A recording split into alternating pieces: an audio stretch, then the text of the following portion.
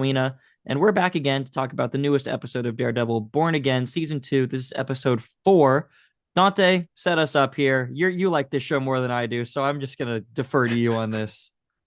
Gloves off as episode. This is Bullseye's, I guess, 83-point Bam Adebayo game in is what we Okay. can now call it instead of Kobe 81. But this is Bullseye's real like coming out party.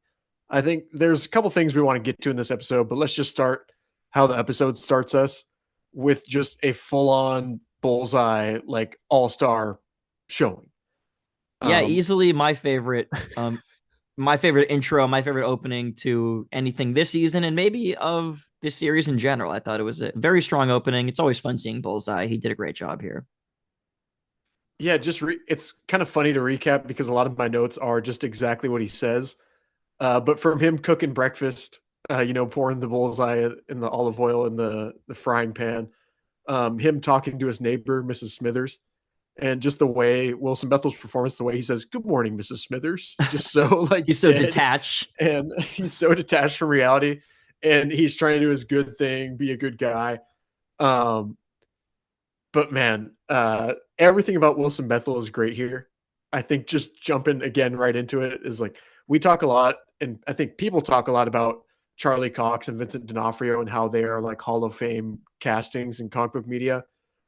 I've always put Wilson Bethel in that conversation. And I think this episode is showing a lot more people why. Like this is a wider range than what he's done with Bullseye in the past. I think just playing like a weird comedic, Yeah, they're really sadistic using side him in a to lot him. more comedic ways than I think we have ever seen him in the Netflix series. Right. There's nothing funny about him in the Netflix series at No. all. I think this shows just a whole new leaf to what Bullseye is. It's not afraid to be comic booky. Um, when they ask him if he wants whipped cream and he says, "Doesn't everybody?" with the wink, it's just so funny because it's like he's trying to be a human, but he has no clue how to. Uh-huh. And just every little choice with him in this episode shows why he's the right choice to be Bullseye. Yeah, he's great. And he's really carrying this entire episode. I really want to see a lot more of him going through the rest of this series. I think that's kind of what they're setting him up for. I hope that we don't like fall off of Bullseye and jump onto another couple characters. I mean, I know Jessica Jones is coming at a certain point. So maybe she's going to take up at least one whole episode for her, maybe a couple. We might get Frank Castle coming back at some point, maybe another character or two who we're not even really ready for. But I just hope we don't miss out on Bullseye because he's definitely my favorite part of this show, I think, so far.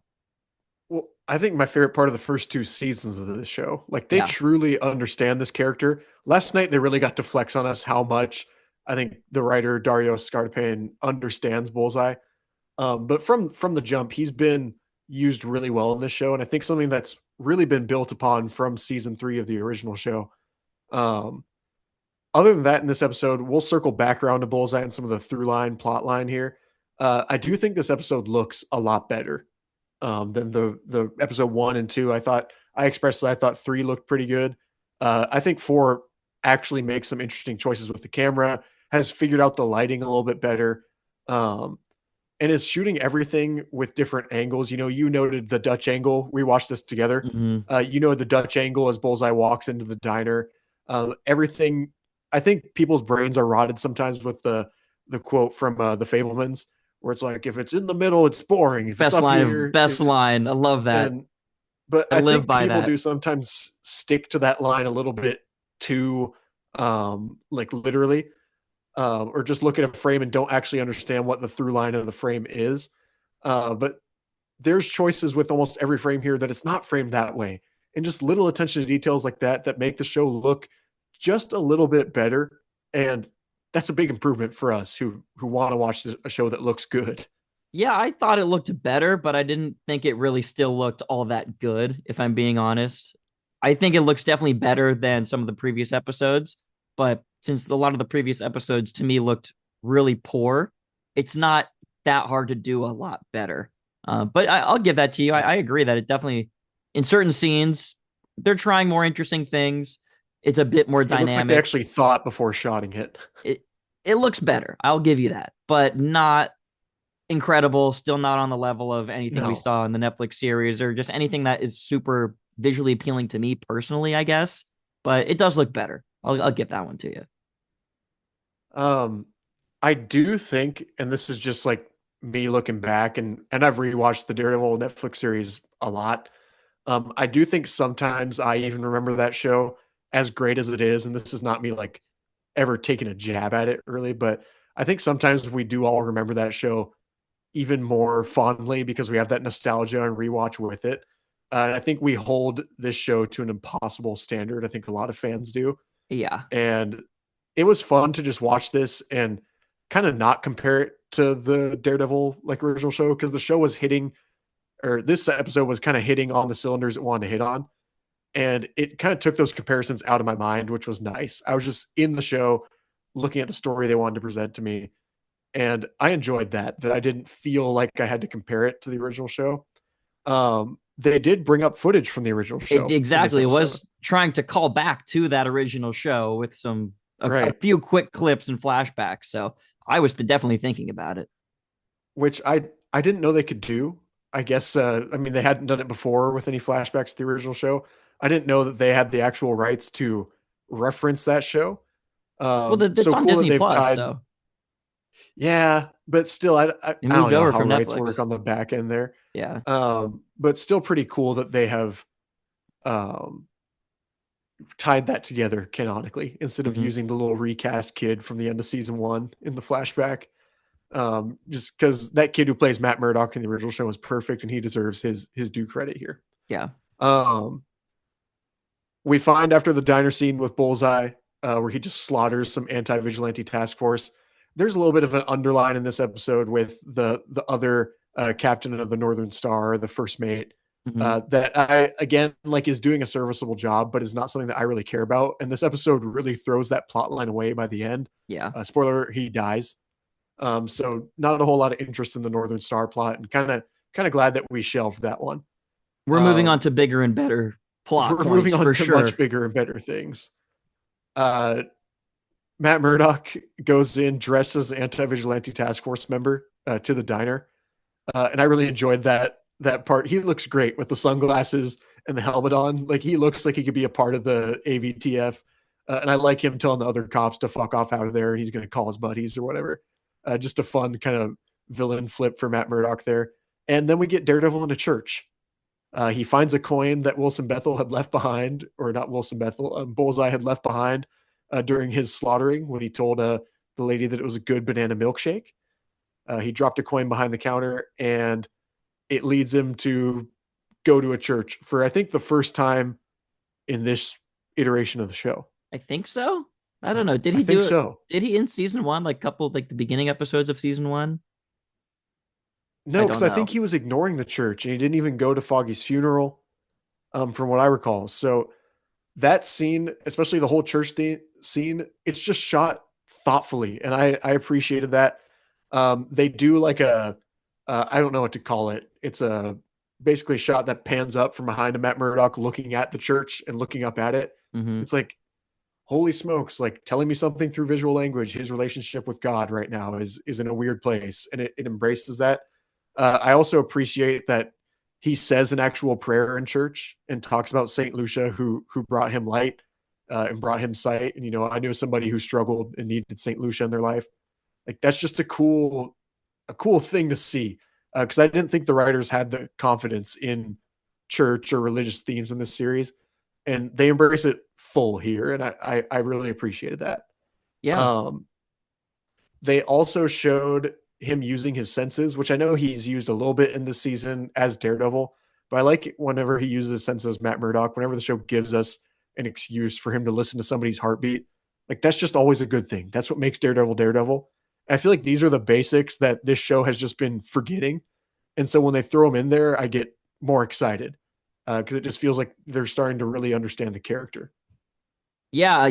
I think I think they're using him decently as far as like not just being Daredevil, using the senses, doing other things. Like we see him going undercover in this episode. We haven't really ever seen that before, so that's like a fun new twist.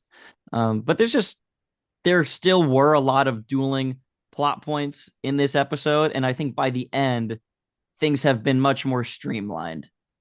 We Yeah. that going it goes right into the boxing match. This episode as a whole felt a bit more streamlined. It was really the opening with Bullseye, Matt investigating that crime, and then going into the Northern Star plot, and then really dovetailing into the Fisk boxing match, and then the end of the episode. Which do we want to talk about that now, or do you want to lead up to that? Well, and again, it's kind of weird because it feels like there's a last half to the episode, and that is the end.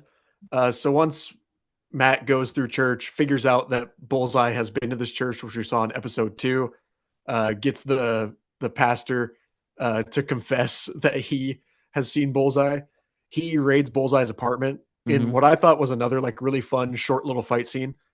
Because it feels, and I point out to you, it feels like something that would be in like Sam Raimi's Spider-Man movie. It felt like the Goblin Jr. fight in Spider-Man 3, Sure, yeah. where it's using a little bit of slow motion, fun camera angles, silly choreography. Bullseye and Daredevil punch each other at the same time and Uh-huh. both fall back. And that's just fun, like goofy comic book shit that I'm always there for. Um, I love how it inverted. Bullseye is the one who hears Matt even with the headphones on and uses his senses per se, Mm-hmm. and Matt's the one that throws his billy clubs at Bullseye or catches the CD that Bullseye throws. How they're kind of inverting their superpowers to each other. Um, that fight is invaded by his neighbor, Mrs. Smithers, who is calling him Tony. Yeah. Did you notice that she's calling him the name Tony Yep. uh, instead of like Ben or Poindexter or anything like that?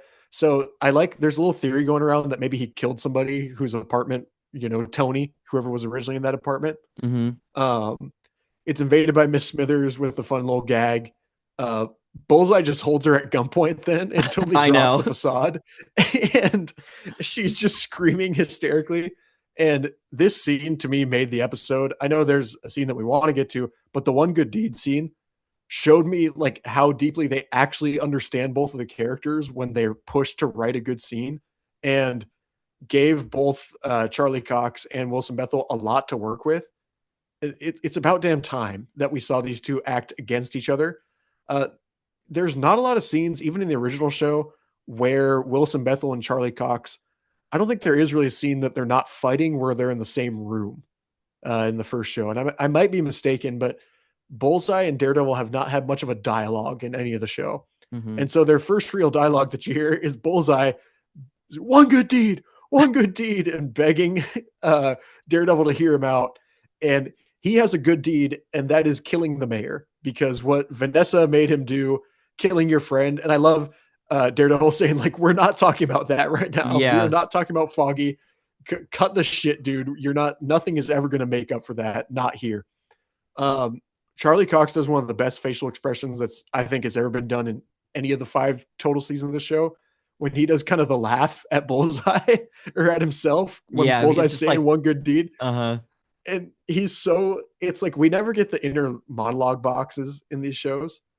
We get those in comic books. We don't get them in the shows. And I can just picture his inner monologue in the comics of like, what the fuck? I'm so confused by this guy. Like, and he just went back to church. He's battling with real faith and the one good deed thing, but he's also trying to entertain a conversation with Bullseye and talk to him like a human. And he's laughing at himself. And I just found that fucking hysterical. Yeah, there's so much Um, history between those two characters at this point yeah, that it's always interesting when they're in a scene together, whether they're fighting, if they're having a conversation. There's right. always something there, and they always have something to talk about. And especially in this iteration of the show, they Right. really have something to talk about. So yeah, it's always interesting to see them get together. It was a good fight sequence. I would have liked a bit more dialogue between them. I really want them to have a good long dialogue scene where they really just can Yeah. talk to each other, because Bullseye's even trying to say that I'm on your side now. Like I'm one of the good guys. Yeah.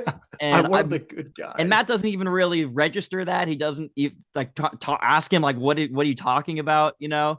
Um, I would like to see us get a bit more into Bullseye's point of view through like a nice couple-minute long dialogue scene between him and Daredevil.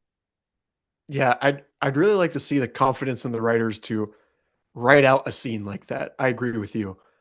Because that scene is just built to work and built to be frantic and built to show you just a little bit of each of them.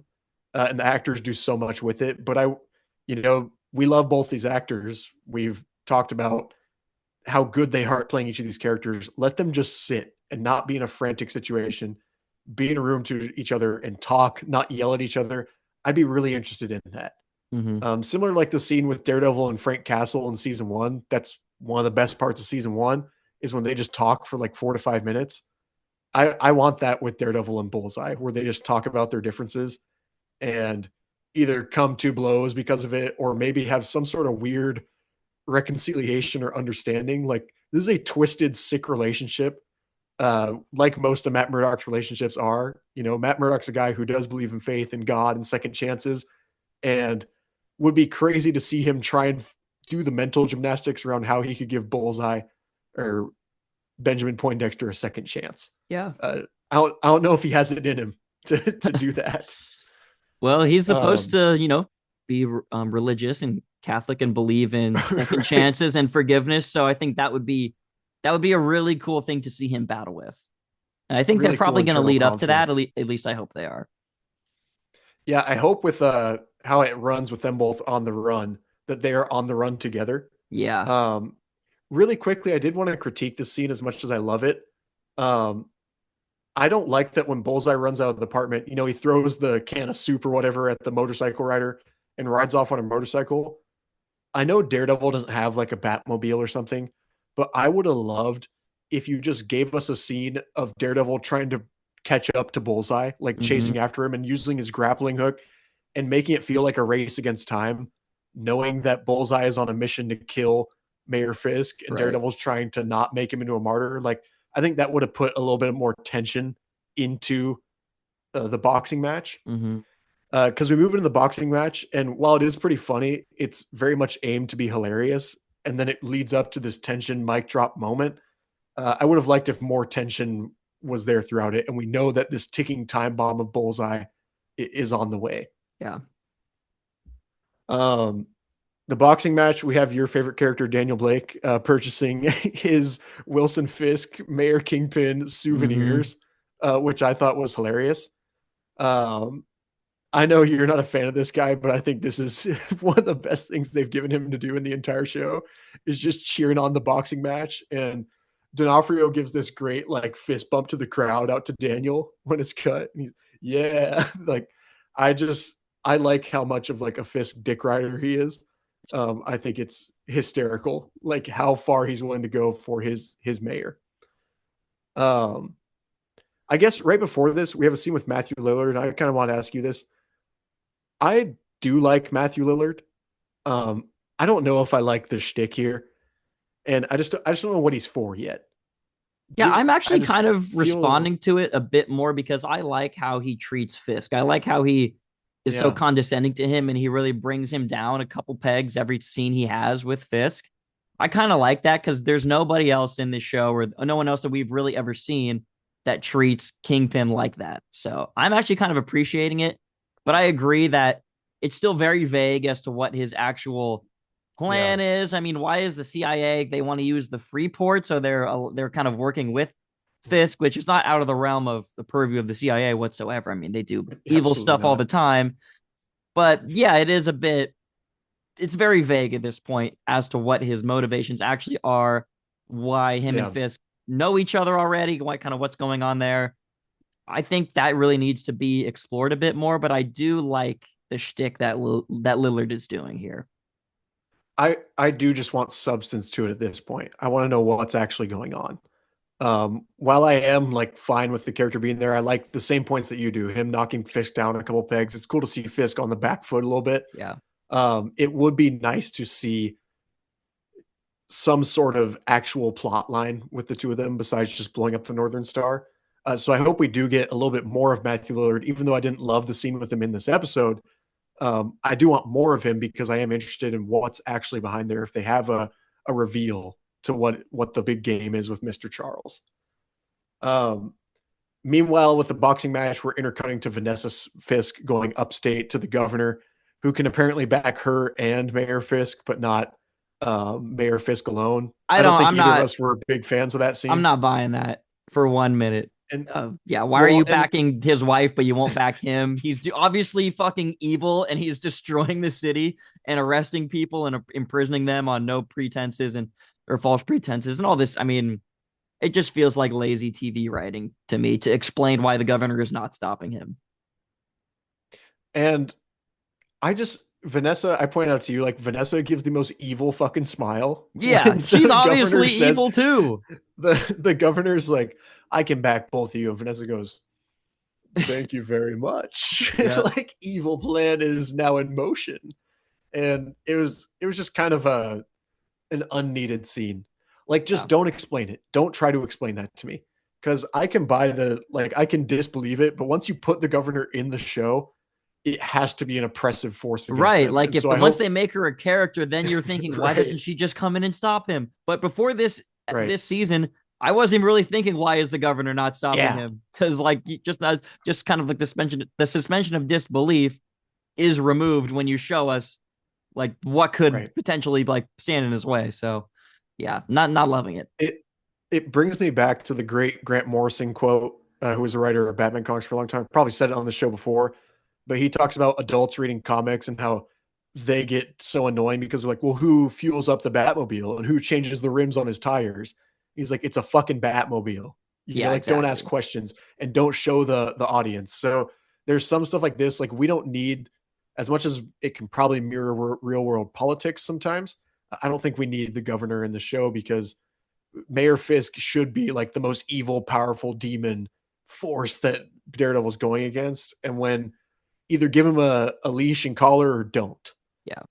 So the governor just kind of felt like hopefully this isn't the end of her plot line because now she's there and you might as well put her back in and make her Well, oppress him. the ending of this episode certainly setting us up for like Yeah. that all kind of falling apart because Status quo change. she says I can't back your husband, but I'll back you. I trust you. And then all of a sudden, we don't have her anymore. Vanessa is Yeah. killed at the end of this episode, seemingly. I mean, I think she's dead, right? It looks like she Yeah. was dead. I, We're I meant to think think she's she's very dead. dead. Yeah, I I think don't she's think dead. anybody's trying to cope right now and think that she's not dead. She's Yeah. she's very And dead. I hope she does stay dead Um because that's the most interesting thing that has happened in this show yeah. so far. Yeah, and that again feels like a real choice, not a mandated choice from a studio. It feels like a real writing choice to springboard something new with Fisk and between Fisk and Daredevil. Mm-hmm. Um Bullseye comes in like a bat out of hell. Again, this is his episode. And he's just in the comics again, he's classic, like he will fuck your day up. Yeah. And I think we've kind of missed that from this show as a whole, in that Bullseye, while he's been used really well, he's been underused since his appearance in season 3. He is, I'd say, the villain between him and Kingpin in the comics that has done more damage to Hell's Kitchen and Daredevil's universe. And if you watch the show, you'd only think it's Kingpin, and then Bullseye kind of pops up as a side character. It is not that at all in the comics. Like he is hell on wheels. Like he Yeah. is coming right at you, and he will fuck your day up. He killed Karen Page in the comics in 1998. She's still dead. Like it's one of the few comic book characters that is actually still dead because of something that happened. He's killed Elektra a couple times too and fought with her.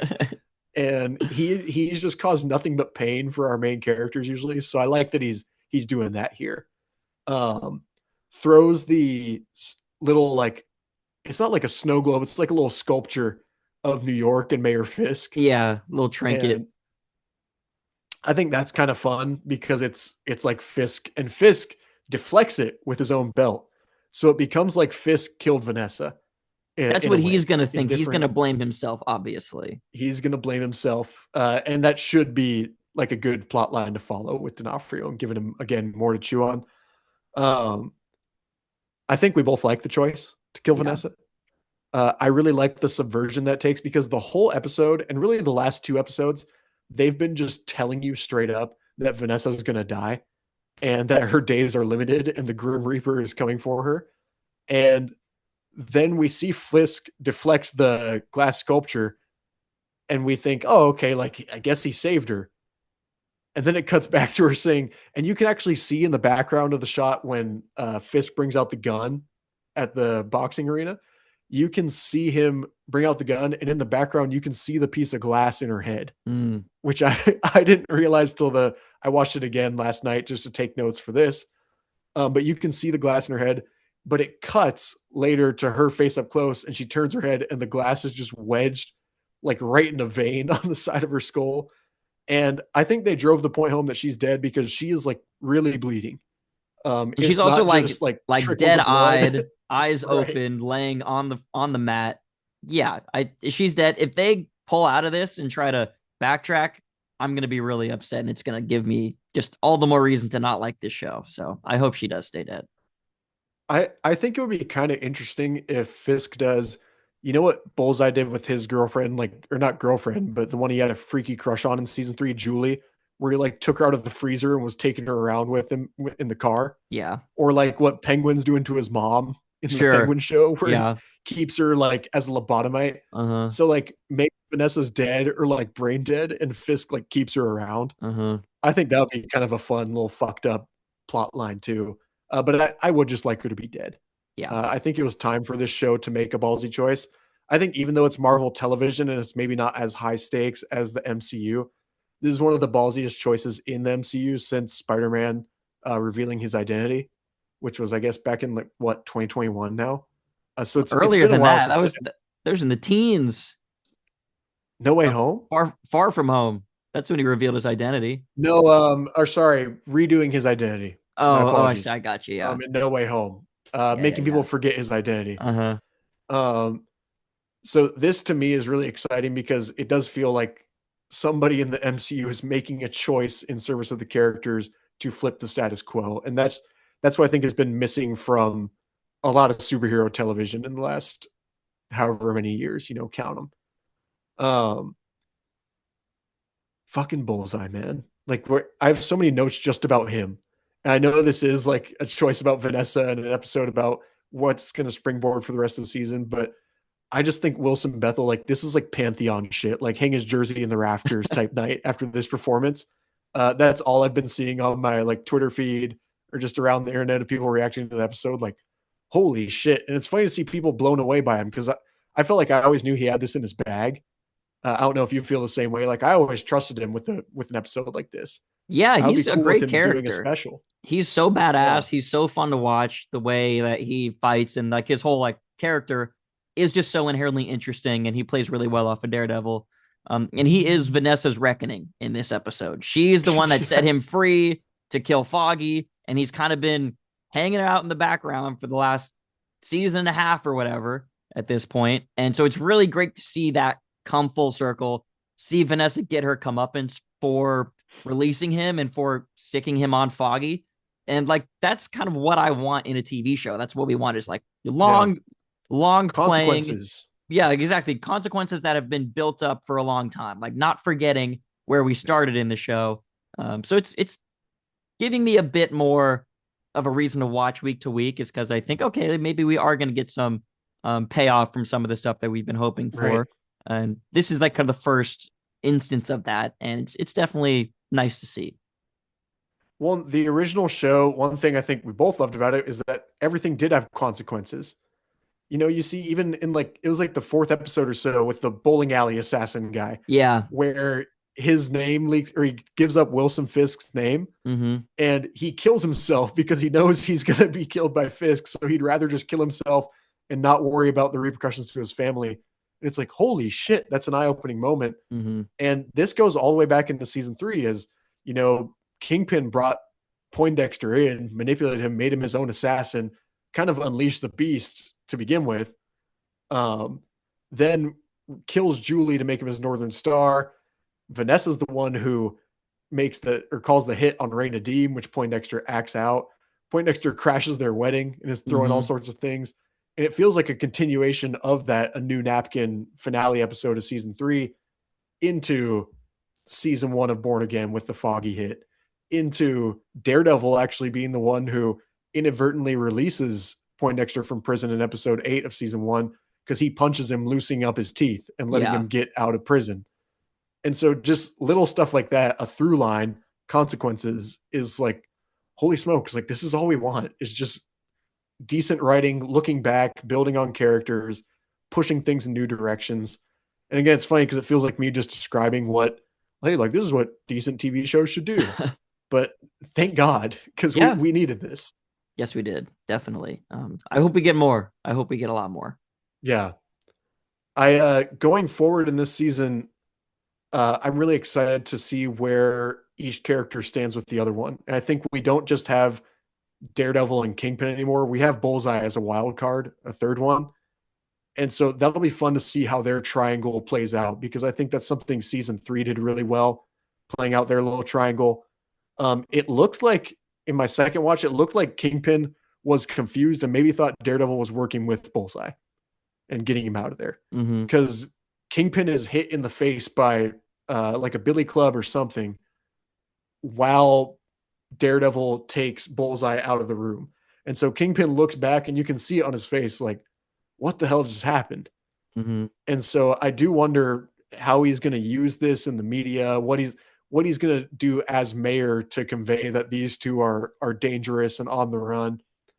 And I'm just curious. I hope they don't let go of this plot line in next week. Like I hope they don't fast forward a week or do a little Yeah. time jump, or I hope we start right where we left off, where I these think we two are just will. on the run. I think we're gonna get Fisk I think so too. unleashed too. I mean, he's gonna completely come Yeah. unglued. I mean, there are no holds barred Yeah. anymore. What I is think what does Fisk look like without Vanessa?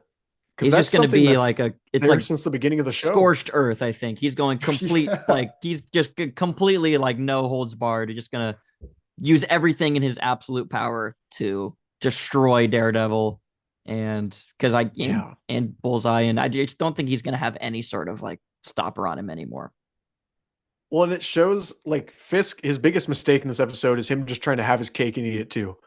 He's trying to do all this, like, I'm going to lure out the vigilantes by having this boxing match. Vanessa's going to send upstate. Buck, my personal security guard, is going to go and kill like, he Mm-hmm. just spreads himself too thin. And he's not a true, like, he can't be that true kingpin villain anymore because he is the mayor. So he can't act himself on some of the things that he would probably do in the past or have these things covered. And so, again, like, just spread himself way too thin. I like the little costume change with Vanessa because she was wearing red in a lot of the last season and into this season, and she was the one that was guilty and had blood on her hands. And now this is the first time in the show she ever wears white, and it's stained like his rabbit in a snowstorm painting at Mm-hmm. the end. And I just little choices like that show me like I know it's just a color choice for an outfit, but that shows me that the writers actually are trying to pay attention to what they're doing. And it's just one of those like thank God moments that we're having like a story worth watching now. I think that's kind of my through line for this episode is it really feels like something that I want to continue watching next week. And I'm not just watching because it's Daredevil. I'm watching because, oh, this is just now an interesting story with characters that I care about. Mm-hmm.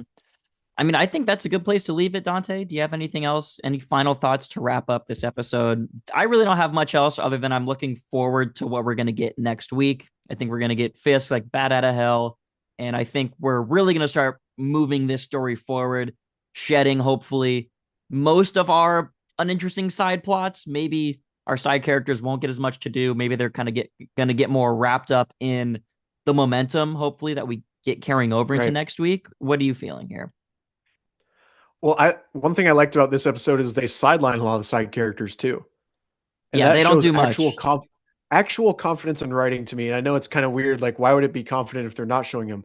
No, because in season 1, they did so much of like, okay, we have to check in with Heather for 3 minutes. And then we Hmm. have to go, what's McDuffie doing?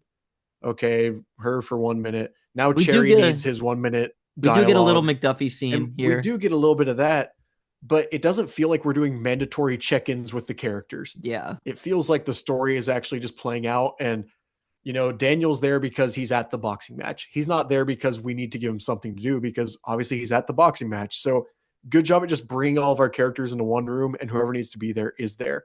Hmm. And just do more of that. Be confident in your story. Use your side characters when you need to use them and really just stick to your bread and butter going forward. And if you bring Jessica Jones in and put her on the same level as what you've been writing for Daredevil, Kingpin, and Bullseye this season, we're gonna have a really fun final 4 episodes here. Yeah. Looking forward to it. I'm This is the most juice this show has had for me in a little while, or in a long time, actually. So really interested to Right. see what we get next year.